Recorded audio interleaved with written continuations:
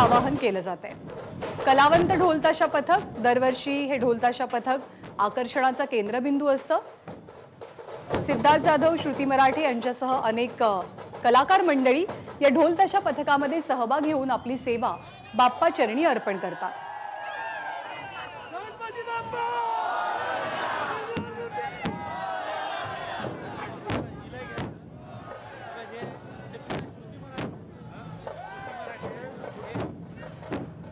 गणेशोत्सव म्हटला की केवळ मूर्तिकारांची किंवा मंडळाच्या कार्यकर्त्यांची लगबग असं नसतं, तर गणपती बाप्पाच्या उत्सवाशी निगडित प्रत्येक व्यक्ती ही महिने 2 महिने किंवा त्यापेक्षा आधीपासून त्याच्या भक्तीत आणि त्याच्या तयारीमध्ये गुंगून गेलेली असते, तल्लीन झालेली असते।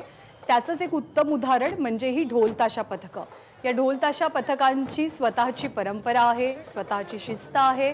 हे सर्वजण महिना 2 महिना सराव करतात, आपापला नोकरी व्यवसाय नोकरी धंदा सांभाळून गणरायचरणी आपली सेवा अर्पण करण्याचा सर्वांचा मानस असतो आणि त्याच भावनेनं हे कलावंत ढोलताशा पथक सुद्धा स्थापन करण्यात आलंय आणि अशी शेकडो ढोलताशा पथकं आपल्याला मुंबई, पुण्यात आणि राज्यभरात पाहायला मिळतात।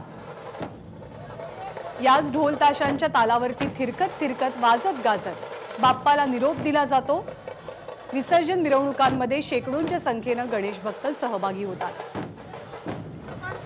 ही दोन्ही दृश्य पुण्यातली आहेत। कलावंत ढोलताशा पथकाचं बाप्पासमोरचं सादरीकरण